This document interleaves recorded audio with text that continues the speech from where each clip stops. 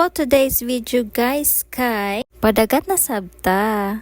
Before magpadagat, syempre mag-outfit pa o niya mga sunscreen. Naman dyan na perminti, no?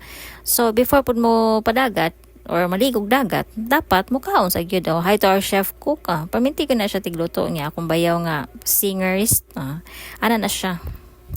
Unya kay busog naman ta, so mahini-hini na tag-aginod sa dagat. Shout out sa ko ang honey dira. Thank you kay nakapadagat na jud ta. Kami kay padulong pa maligo sila pauli pa.